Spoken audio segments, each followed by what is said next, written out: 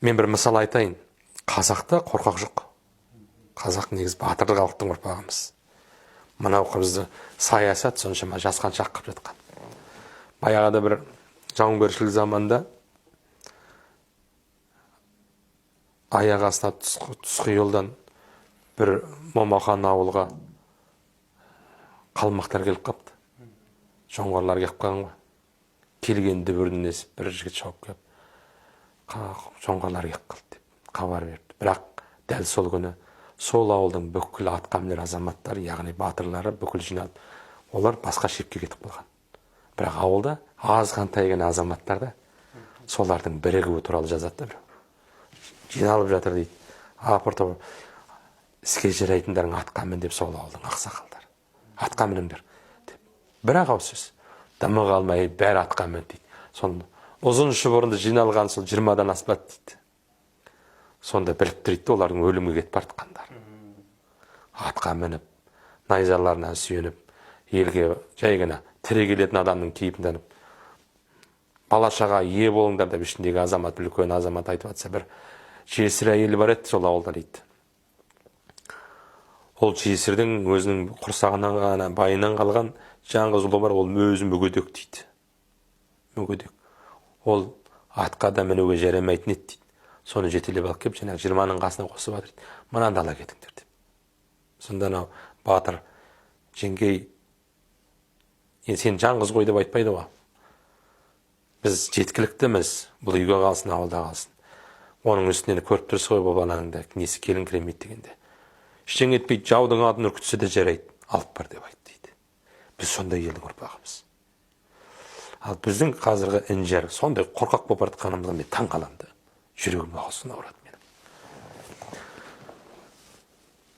Кейде менің жүрегім ауыратын осындай біздің көріп тұрған нәрсеге жете алмайтындығымыз, басқа бір ұлттың өкіліге бізге үкім айтып жатқанда басымызды сүмірейтіп қарап тұратынымыз, өзіміздің тілімізде сөйлей алмайтындығымыз, біздің жаңағы қарындастарымыздың кім көрінге жем болып, ит болып тапталып жатқанын көргенде де үндей алмайтындығымыз, бізде соншама не істап тұр бізді? Не істап тұр бізді? Соншама сорлы болатындай ел емес едік қой біз, Құдайға шүкір. Соншама бізді байлап тұқыртып ұстап отырған не нәрсе мен?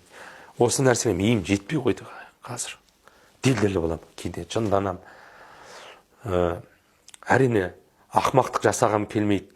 Мүмкін қол жинап шығып қырқысу керек шығар деп ойлаймын. Әкесінен осының бәрін жариялап жатыр ғой, жаңа неге видео нелер жасап жатыр ғой, түсірілімдер жаңағы сабап көрсетіп, мүмкін осыны әкеңнің қолға алып жасағым да келеді.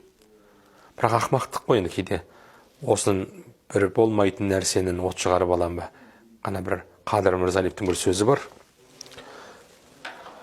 Бір шырпының шамасы жетіп жатыр, күл орманды жоқ қылып жіберуге дейді. Мен жай бір шырпы шығармын. Мүмкін мен өртеймін деп бүкіл орманды өртеп алам ба деп қорқам.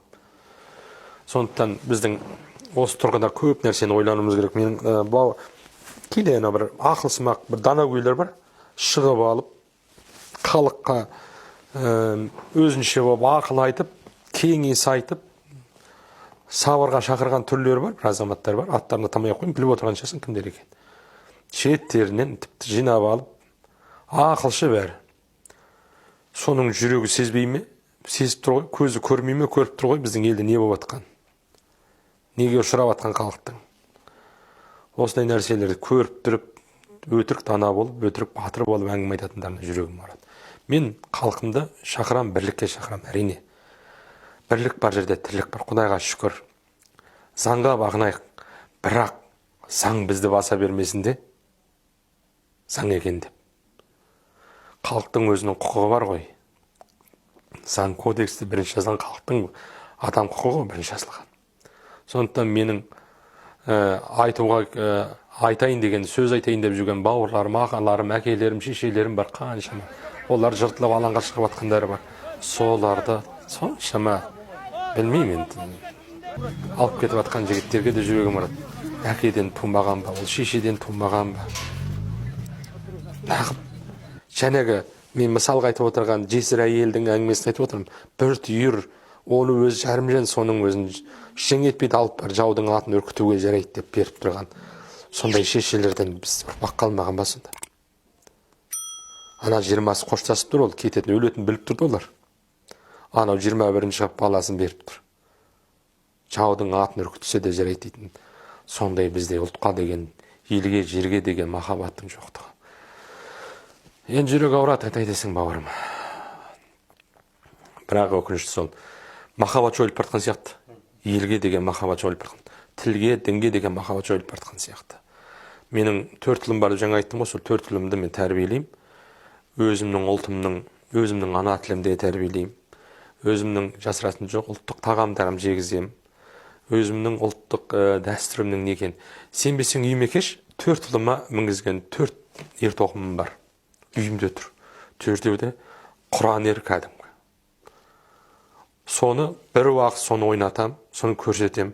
Кәдімгі менің үйімде қол шоқпар бар. Ол яғни сувенир сияқты, бірақ дейді ер тоқым шын. Айыл тұрман әрқайсының бір қамшысы бар. Әрқайсының бір жүгені бар. Олар уақыттың өткенін қалап жүр. Тез біз үлкен азамат болсақ екен, осыған мінсек екен деп армандап жүр. Бірақ мінудің өзі оларға үлкен ауыр екен білмей тұрды. Қазір айтайын десем, оған олардың саналысы әлсіз, оған жетпейді. Атқа міну дегенді ойлайтын мен бар. Атқа міне салдым, азамат болдым. Жоқ, атқа міну деген ол бір бөлек, азамат болу бір бөлек. Ары қарай оның жүгі бар екен, ауыр. Менің жүрегім 40 жама болып жүрген ұлдарым сезбейді. Мен оларды неге дайындап атқанымды да білмейді ұлдарым. Мен кәдімгі балаларымды бейбіт күнге, қанша бейбіт күн болса да, не нәрсеге дайын болып дайындап атым балаларымды. Жасыратын жоқ, ұлдарымды бәрін дайындап атырым. Бәрін дайындап атырым. Мен ұлдарым жасыратын жоқ.